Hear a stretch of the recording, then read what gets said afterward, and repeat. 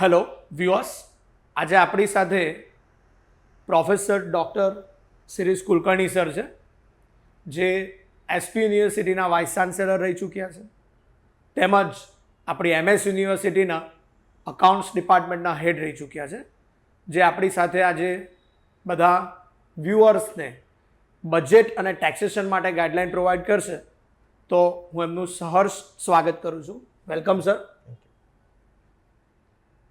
Sir, અત્યારે જે recent બજેટનું જે બિલ આવ્યું એની ઇમ્પેક્ટ મિડલ ક્લાસ પબ્લિક પર, પીપલ્સ પર કેવી પડે એનું થોડુંક રિવ્યૂ આપનું કહેશો. સૌથી પહેલાં શરૂઆત કરીએ બજેટ. એ બજેટ જે દિવસે હોય એના આગલા દિવસે, એના પહેલા દિવસે ઇકોનોમિક સર્વે ઓફ ઇન્ડિયા દર વર્ષે આવે છે.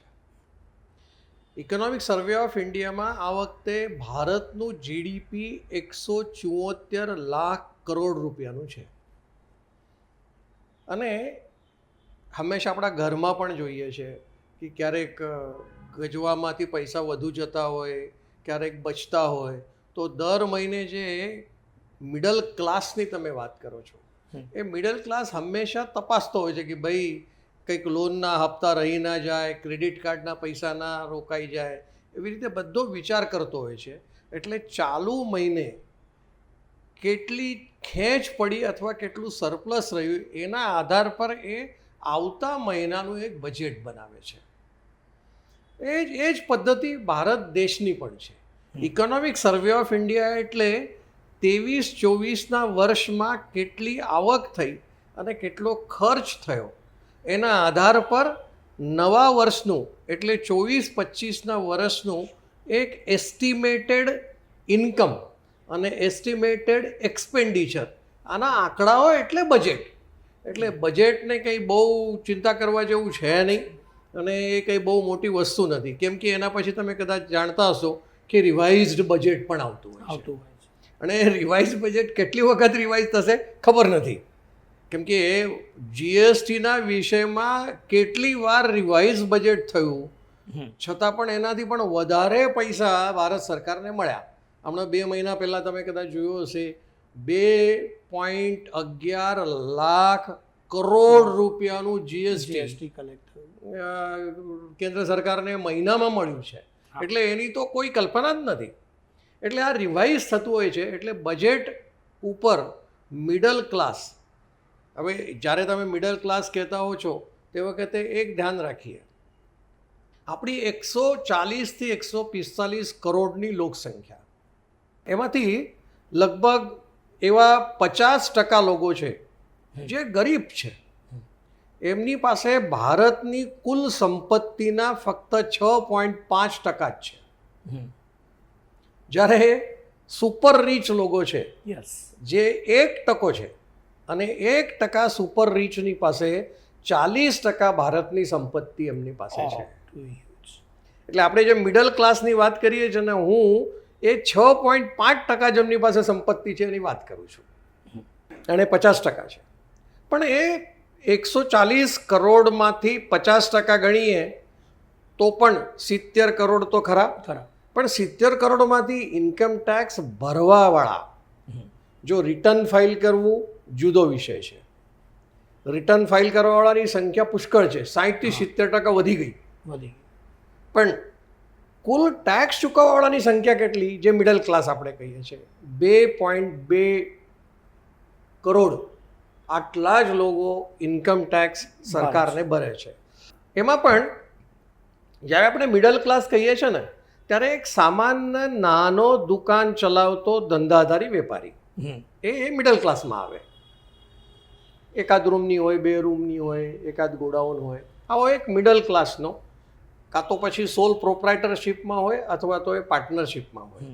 એટલે એ મિડલ ક્લાસમાં આવે. પણ સૌથી વધારે જે મિડલ ક્લાસમાં આવતો ઇન્કમ ટેક્સ પેયર છે. હું એને મજૂરને બાજુ પર રાખું છું, એમને તો કોઈ ઇન્કમ ટેક્સનો કોઈ સંબંધ જ નથી. એ મિડલ ક્લાસમાં હોય તો પણ કંઈક વિચાર કરવા જેવું નથી. પણ સેલરીડ એમ્પ્લોય, જેમને પગાર મળે છે, અને એ પગાર બી 20-25 હજાર રૂપિયા મહિનાથી વધારે મળતો હોય, એવા મિડલ ક્લાસનો આપણે વિચાર કરીએ છીએ. એનાથી ઓછા પગારનો વિચાર કરવાની જરૂર જ નથી. એનું કારણ છે કે સરવાળે જો જૂની સિસ્ટમ હતી ઇન્કમ ટેક્સની, એમાં 7 લાખ એન્યુઅલી જેને ઇન્કમ ન હોય એને ઇન્કમ ટેક્સ આવતો જ નથી. એટલે મિડલ ક્લાસ એવો લઈએ છીએ આપણે કે જે ઇન્કમ ટેક્સ ભરે છે. એ સેલેરીડ એમ્પ્લોય માટે સારામાં સારી વસ્તુ જે કરી છે ને એ છે 50,000નું સ્ટેન્ડર્ડ ડિડક્શન છે એ વધારીને 75,000નું કરી દીધું છે. એટલે 25,000 રૂપિયાનો ફાયદો એને થયો છે. અને જે સ્લેબ છે એ બધા જાણીતા છે, 0 થી 3 લાખ કોઈ ટેક્સ નહીં, 3 થી 5, 5 થી 10, 10 થી 12 ને 12 થી 15 અને 15ની ઉપર 30% ઉપરનો ટેક્સ આવે છે. આ બધો મિડલ ક્લાસ જે છે એ આ 3 થી 15માં જ આવે છે. એક્ઝેક્ટલી 3 થી 15માં મિડલ ક્લાસ આવે છે. એ મિડલ ક્લાસને જે સગવડો આપી અથવા જે કંઈ કર્યું એમાં ફક્ત 17,500 રૂપિયાનો બેનિફિટ વાર્ષિક એને થયો છે. એને જો મહિને ગણીએ તો 1,400 રૂપિયા એને મળે છે. એક્ઝેક્ટ જોઈએ તો 1,450 રૂપિયા. હવે આટલો ફાયદો એ મિડલ ક્લાસને ફાયદો ગણાય જ નહીં. આમ જોવા જઈએ તો આ 17,500 તો એક બાજુ તમે મોંઘવારી જે વધે છે એના ટકાવારી સાથે જો આ 17,500ને જો ગણતરી કરો તો મને લાગે છે 0 આવે. કાંઈ ના આવે એના હાથમાં. એટલે મિડલ ક્લાસ સૌથી વધારે દુઃખી જો કોઈ આ બજેટના કે આના પહેલાંના જેટલા બી બજેટ આવ્યા હોય એ સૌથી વધારે દુઃખી જો કોઈ હોય તો મિડલ ક્લાસ. એટલે એના માટે આપણે રડવા સિવાય બીજું કંઈ છે નહીં. આટલો જ ફાયદો અત્યારે મિડલ ક્લાસને છે. ઓકે સર, આપણે એવું કીધું કે જીએસટીની ઇન્કમ ઘણી બધી છે. લાસ્ટ મંથના જો ડેટા આપણે કીધા કે લગભગ 2.11 લાખ કરોડનું કલેક્શન જીએસટી દ્વારા ગવર્મેન્ટે કર્યું છે. અને એની સામે એવું પણ કીધું કે ઇન્કમ ટેક્સ ભરનારા લોકો એ બહુ જ ઓછા છે. 140 કરોડની જનતામાં hardly 2 crore peoples income tax pay કરતા હશે. તો એવું નથી લાગતું કે ભારત સરકારે થોડુંક વધારે થિંક કરીને ઇન્કમ ટેક્સ, ડાયરેક્ટ ટેક્સ એ સંપૂર્ણપણે રિમૂવ કરી દેવું જોઈએ, કાઢી નાખવું જોઈએ અને માત્ર ઇનડાયરેક્ટ ટેક્સ જીએસટી ઉપર જ ભાર આપવો જોઈએ? સરકારની આવક અને સરકારનો ખર્ચ એની તુલના કરવી જોઈએ. સરકારનો જે ખર્ચ છે એટલી જ આવક એની નથી. એક તમને સામાન્ય આંકડો આપું છું. આ વર્ષે જે આવક આવવાની છે એ આવક 31 લાખ કરોડની આવવાની છે.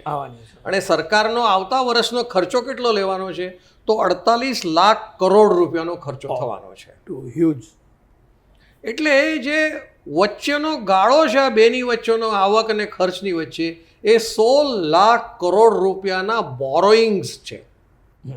એટલે સરકારે લોન લેવી પડશે તો એના ખર્ચામાં એ વળશે.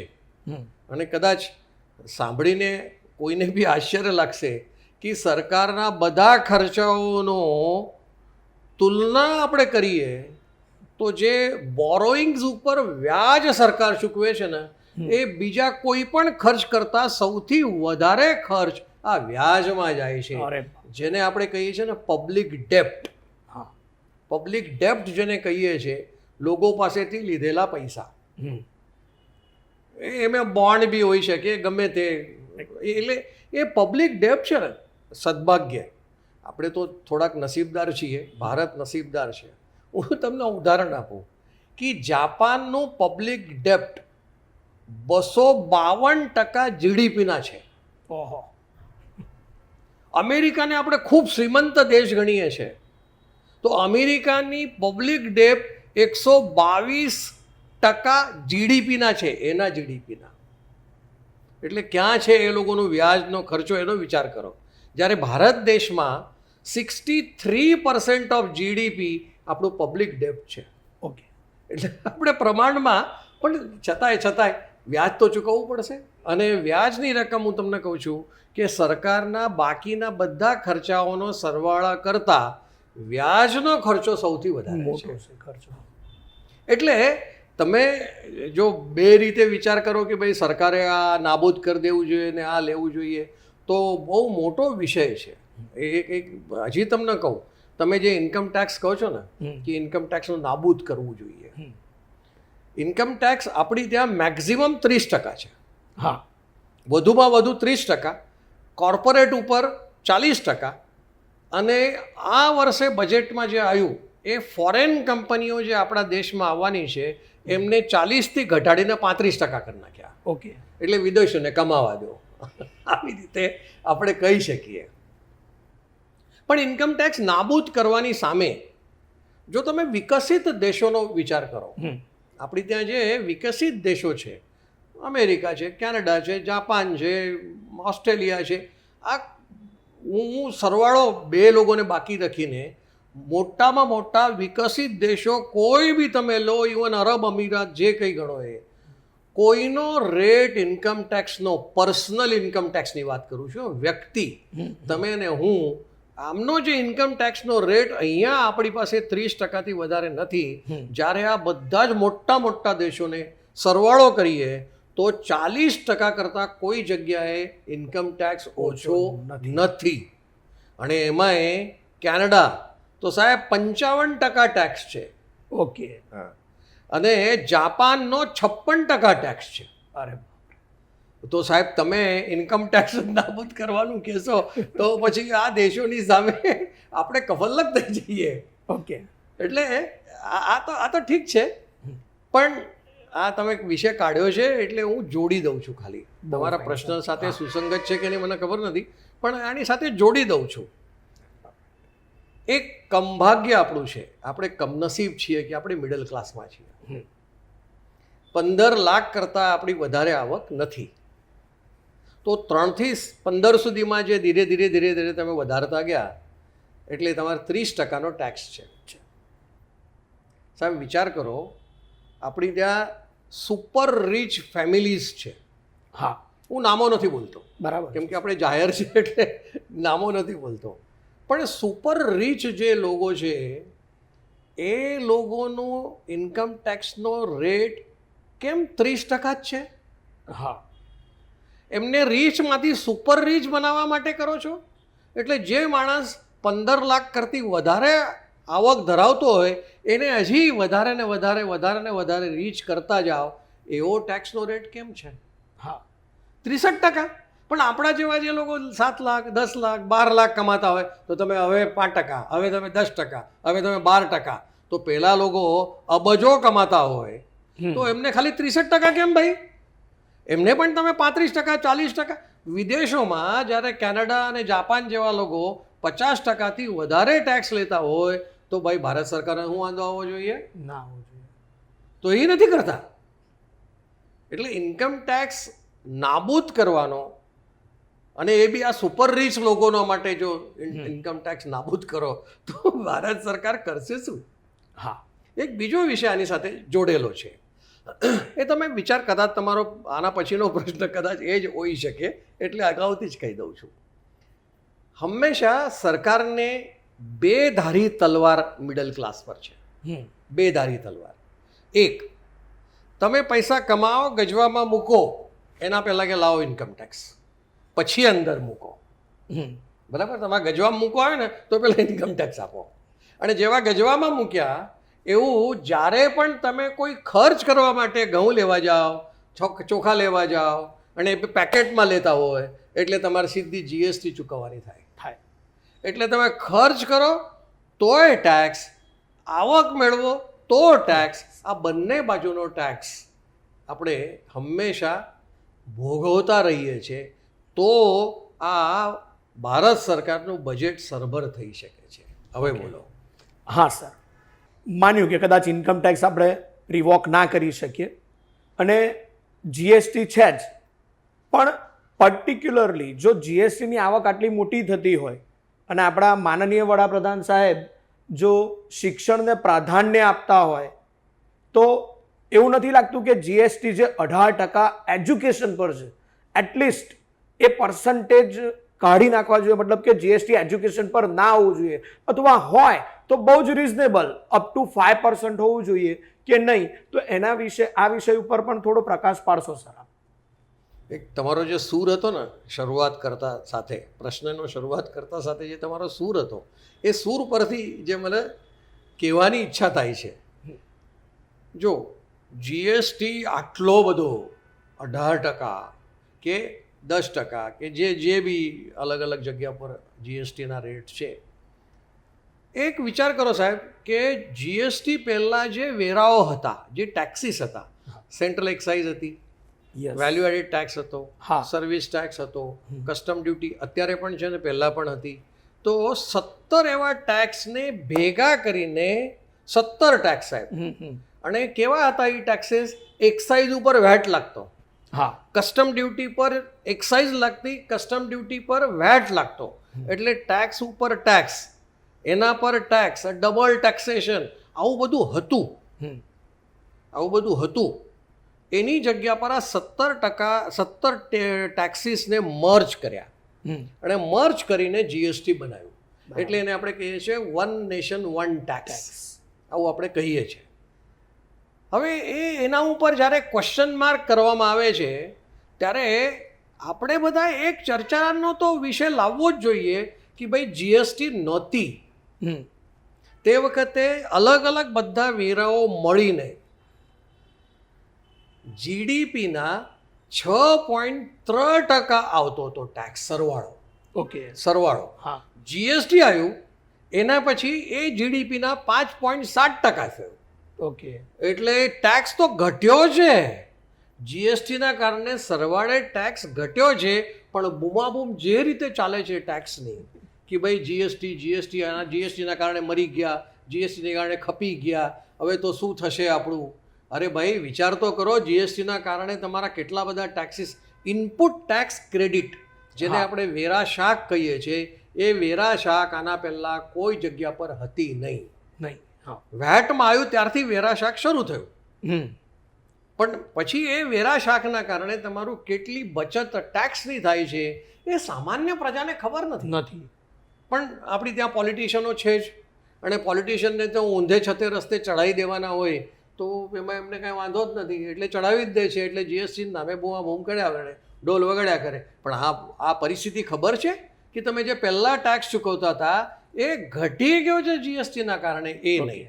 હવે તમારો બીજો પ્રશ્ન હતો એજ્યુકેશનના વિષયમાં.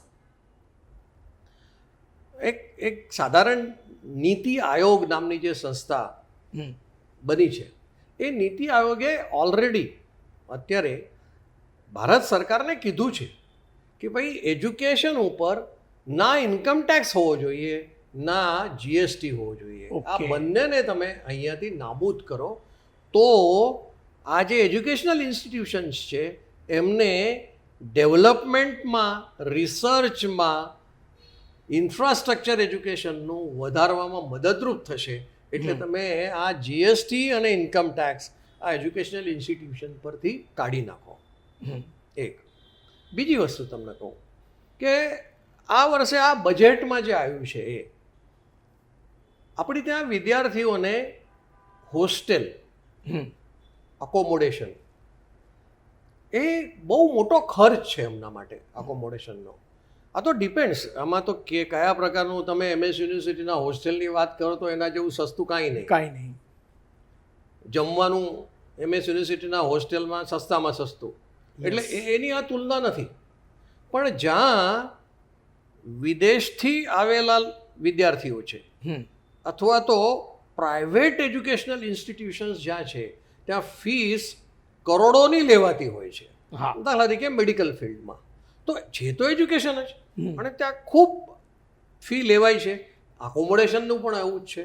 એટલે આ વર્ષે સરકારે શું કહ્યું કે ભાઈ જેનું એકોમોડેશન મંથલી 20,000 રૂપિયાનો રેન્ટ હોય તો એ સતત 9 મહિના સુધી જો ત્યાં રહેતો હોય તો એના ઉપર જીએસટી નહીં લાગે, માફ કરી દીધી છે. એટલે એજ્યુકેશનના વિષયમાં જરાય વિચાર નથી કરાય એવું નથી. દાખલા તરીકે 10,000 કરોડ રૂપિયા અલ્ટિમેટલી એજ્યુકેશન શાના માટે? તો એ કાબેલ બને, હમ કેપેબલ થાય, હા જેથી એ પોતાનું જીવન જરૂરિયાત પ્રમાણે આગળ જીવન જીવી શકે. એક એન્ટરપ્રેન્યોર બની શકે, ક્યાંક નોકરી કરવા જાય હમ તો એને નોકરી મળે, એટલે એની એમ્પ્લોયેબિલિટી વધે. એના માટેનું આ એજ્યુકેશન છે. હમ તો એજ્યુકેશનમાં થયું છે શું કે જે અંગ્રેજોએ શરૂ કરેલું BA BCom BSc છે ને, હા એના કારણે એ દાટ વાળી લીધી છે. 1947 સુધી અંગ્રેજોને જોઈતું શું હતું કે ભાઈ ક્લાર્કો જ જોઈએ છે. હા તો ક્લાર્કો ક્યાંથી લાવવાના? તો એમને આ BA BCom BSc જેવું ચાલુ કર્યું. હા. અને એ BA BCom BSc આપણે બી ચાલુ કર્યું. અને એમાં તો તમે શિક્ષણમાં રહ્યા છો, હું શિક્ષણમાં રહ્યો છું. શું શિક્ષણમાં ચાલે છે આપણને ખબર છે. અને પાછું કોરોના જેવું આવે તો એમને એમ જ પાસ જ કરી દેવાના હોય ઘરે બેઠા બેઠા. તો આ બધી પ્રક્રિયા છે. ડિગ્રી તો મળી જાય છે, પણ કાબેલિયત નથી મળતી, કેપેસિટી, એબિલિટી આ વિદ્યાર્થીમાં નથી હોતી. નથી હોતી. એટલે આ વખતે એજ્યુકેશનમાં વિષયમાં બજેટમાં સ્કિલ ડેવલપમેન્ટ માટેનો પ્રયાસ આ બજેટમાં ભારત સરકારે કર્યો છે. બહુ ફાઇન, બહુ ફાઇન. એમાં એમને શું કર્યું? આપણી પાસે એપ્રેન્ટિસશીપ એક્ટ હા છે, અને જે સંસ્થામાં 30 કરતાં વધારે કર્મચારી હોય એ લોકોએ ફરજિયાત 15%, 10 થી 15% એપ્રેન્ટિસ લેવાના. ઓકે, ફરજિયાત છે. એ સરકારે લાગુ તો પડ્યું, પણ હવે નથી થતું. એપ્રેન્ટિસશીપ અત્યારે 1% છે. આખા દેશમાં જેટલી સંસ્થાઓ છે કે જેને આપણે કહીએ કંપનીઓ છે કે જે સંસ્થામાં નોકરિયાત લોકો રહે છે, 1% એપ્રેન્ટિસશીપ ચાલે છે અત્યારે. અને એમાં બી પરિસ્થિતિ કેવી છે કે એપ્રેન્ટિસ એટલે it's a training, it's a training. Yes, skill training છે. હા. તો એ સ્કિલ ટ્રેનિંગમાં પણ જે કર્મચારી તરીકે વિદ્યાર્થીઓ જાય છે, એ વિદ્યાર્થીઓ આખું વર્ષ બી કામ નથી કરતા, 50% લોકો છોડી દે છે. યસ. એટલે હવે સરકારે નવી સિસ્ટમ શરૂ કરી સ્કિલ ડેવલપમેન્ટ માટે એપ્રેન્ટિસ. એમાં 500 કંપનીઓ, મોટી મોટી, નાની નાની નહીં, એ મોટી મોટી 500 કંપનીઓને એમને એપ્રોચ કર્યો છે. ઓકે. એમાંથી અત્યારે 20 કંપનીઓ સાથે ચર્ચા ચાલી રહી છે. હમણાં આ સમયે ચાલુ છે. બજેટને તો જવા દઈએ, પણ એ લોકોએ શરૂ કર્યું છે કે ભાઈ તમારે એપ્રેન્ટિસ રાખવાના. ઓકે. એ એપ્રેન્ટિસને સરકાર 5,000 રૂપિયા મહિને આપશે. ઓકે. એક્સ ગ્રેશિયા એક વખત 12 મહિનામાં 6,000 રૂપિયા આપશે. હવે સવાલ એ આવે છે કે જે કંપનીઓ છે એ કંપનીઓ દાખલા તરીકે કન્સ્ટ્રક્શનમાં છે, ઓટોમોબાઈલમાં છે, ટેક્સટાઇલમાં છે, ટેલિકોમમાં છે, આવા બધા જે કંપનીઓ છે એ કંપનીઓને સ્કિલ્ડ વર્કર્સની જરૂર છે. હા. તમારા BA BCom BSc એમને જરૂર નથી. એમને સ્કિલ્ડ વર્કર જોઈએ. તો સ્કિલ ડેવલપ થાય એના માટે એપ્રેન્ટિસ તરીકે જો કોઈ કંપનીમાં કામ કરે તો બે બાજુ ફાયદો થાય. એક તો કંપનીઓને એમને જોઈતો વર્કફોર્સ મળી રહે, અને જે નથી મળતી નોકરી એને નોકરી મળે. આવો એક પ્રયોગ આ લોકોએ કર્યો છે. આ એક સિંગલ પ્રયોગ નથી કે ભાઈ અમે 500 કારખાનાઓને કહીએ છીએ કે તમે એપ્રેન્ટિસ તરીકે રાખો. એની સાથે સાથે એમને બીજો એક વિકલ્પ આ બજેટમાં વ્યવસ્થા કરી છે. એ કર્યું છે એમને ITI, ઇન્ડસ્ટ્રીયલ ટ્રેનિંગ ઇન્સ્ટિટ્યૂટ. એ ITIને અપગ્રેડ કરવાનું. ઓકે. અને સરવાળે 10,000 ITI, નહીં સોરી 1000 ITIને ડેવલપ કરવાની. એ 1000માંથી 20% એવી હબ તરીકે બનાવવાની. ઓકે. અને બાકીની 800 જે છે એ બાકીની બધી ચાલતું હોય એમાં. પણ એ અપગ્રેડ કોણ કરે? એ અપગ્રેડ કરે ઇન્ડસ્ટ્રી. ઓકે. ઇન્ડસ્ટ્રીને કીધું છે કે ભાઈ તમે આને અપગ્રેડ કરો. એટલે શું? તો કરિક્યુલમ જે છે, સિલેબસ જે છે, એ સિલેબસ એ લોકો બનાવે. બહુ ફાઇન. ભાઈ તમારા ઇન્ડસ્ટ્રીમાં જે જરૂર છે એ પ્રમાણે તમે સિલેબસ બનાવો, જેથી આ ITIમાં વિદ્યાર્થી ભણે. બરાબર છે. અને ઇન્ડસ્ટ્રીમાં જે જોઈતું એ પ્રમાણે મળી રહે એમને એમ્પ્લોય. એટલે જે એક્સપર્ટ્સ છે એને કંપની મોકલશે ભણાવવા માટે. ઓકે. એટલે આવી 1000 ITI ભારતમાંથી એ લોકો સિલેક્ટ કરવાના અને 200ને હબ તરીકે મેજર બનાવવાના અને ઇન્ડસ્ટ્રીને ઇન્વોલ્વ કરવાના, 10,000 કરોડ રૂપિયા આનામાં પણ ફાળવ્યા છે. એટલે એપ્રેન્ટિસને બહુ પ્રાધાન્ય આપ્યું છે. સ્કિલ ડેવલપમેન્ટ, એના સિવાય ભારતમાં નોકરી મળવી એ હવે અઘરું છે. BA BCom વાળાને ડિગ્રી મેળવ્યા છે.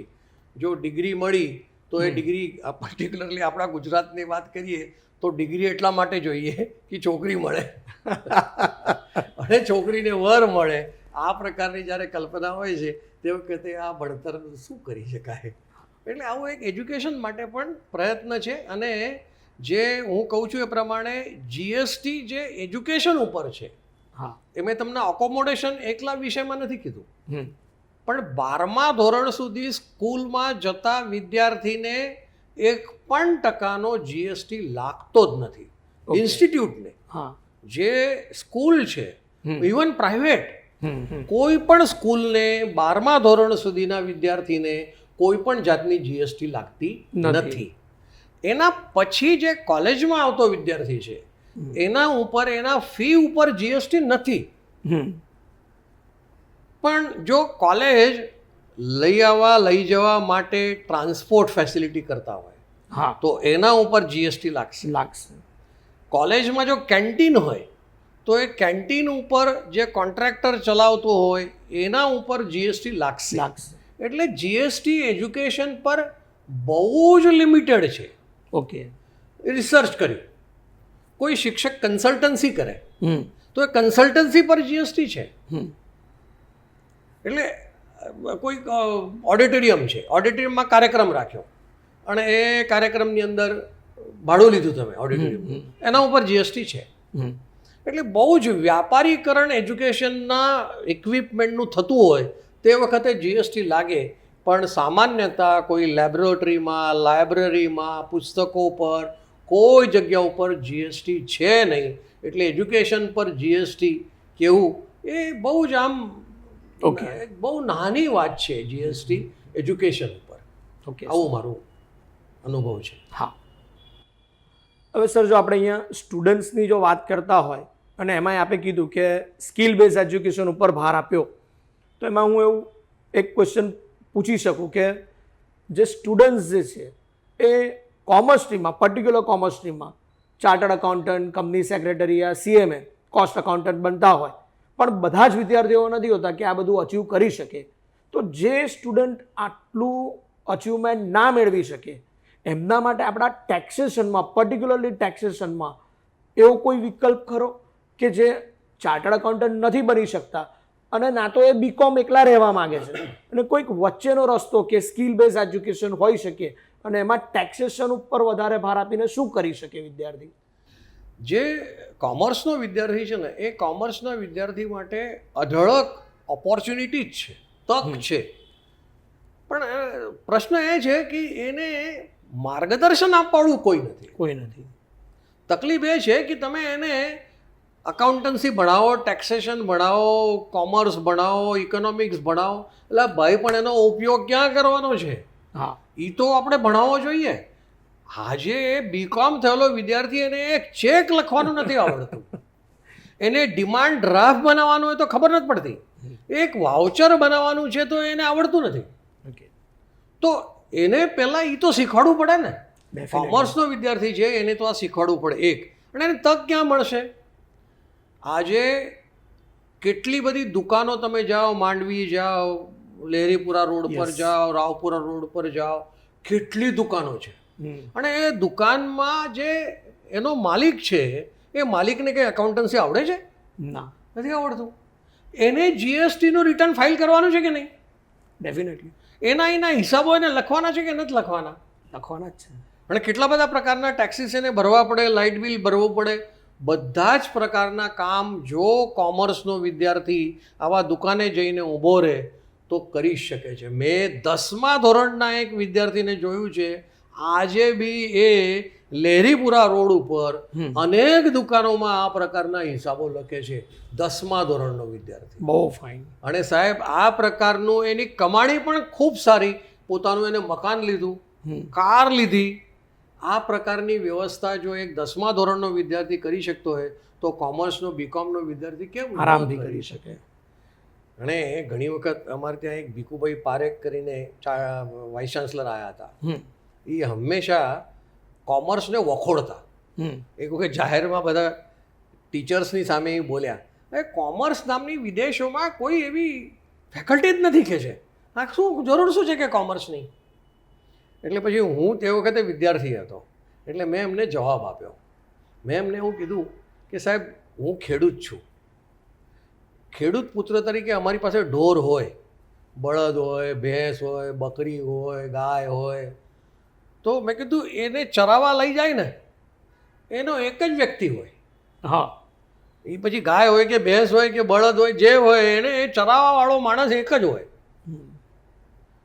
મેં કીધું જો કોમર્સનો એક વ્યક્તિ છે ને એ ડૉક્ટરોને હાચવે, સાથે એન્જિનિયરને બી હાચવે, વર્કરોને હાચવે, કયા કોઈ પણ પ્રકારના પ્રોફેશનના માણસને સંભાળી શકે તો એ કોમર્સનો માણસ છે.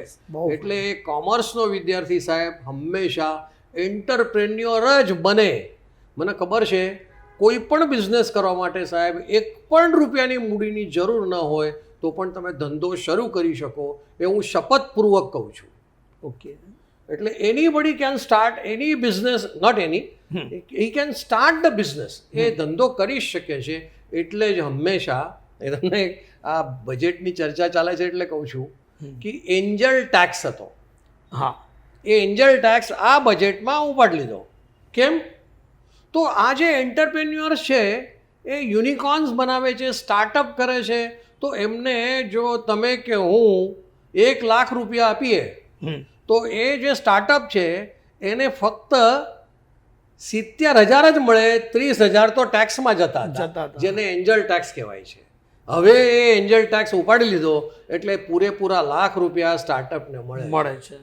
એટલે જો તમે સ્ટાર્ટઅપ માટે સરકાર આટલો પ્રયત્ન કરતી હોય, હા, કેટલા રૂપિયાનું લોન આપે છે, ડૂબાડે છે લોકો. આ તમારી BYGU કંઈક સંસ્થા હતી, એજ્યુકેશનલ ઇન્સ્ટિટ્યૂટ, એ તમે કદાચ સાંભળતા હશો. એની તો હાલત ખરાબ થઈ ગઈ કેમ કે એને સ્વાર્થ પડ્યો, અલગ અલગ ધંધામાં રોકાણ ચાલુ કરી દીધું. એટલે એ નહીં, પણ તમે કમાવા માટે, તમારું જીવન જીવવા માટે તમે આ બધું કરી શકો છો. એમાં કોમર્સનો વિદ્યાર્થી શ્રેષ્ઠ વિદ્યાર્થી છે. આગળ વધવા માટે એને ફક્ત દિશા આપવાની જરૂર છે તો એની દશા સુધરી જશે. બહુ ફાઇન, બહુ ફાઇન સર. ને એટ લાસ્ટ જસ્ટ એક થોડોક રિવ્યૂ કે લાસ્ટ જે બજેટ આવ્યું કે બજેટનું બિલ જે આવ્યું તો એના 2-3 સારા બેનિફિટ અને થોડાક ડ્રોબેક પણ ખરા. બેનિફિટમાં તો મેં તમને કીધું એ પ્રમાણે એજ્યુકેશન ઉપર કોઈ પ્રકારનું ટેક્સ નથી અને નીતિ આયોગ પણ કહે છે કે ન હોવો જોઈએ. યસ, આ એક સારામાં સારી વસ્તુ છે. જોબ ક્રિએશન, એમ્પ્લોયમેન્ટ ઓપોર્ચ્યુનિટી વધારવા માટે સરકાર ખૂબ સારો પ્રયત્ન કરે છે.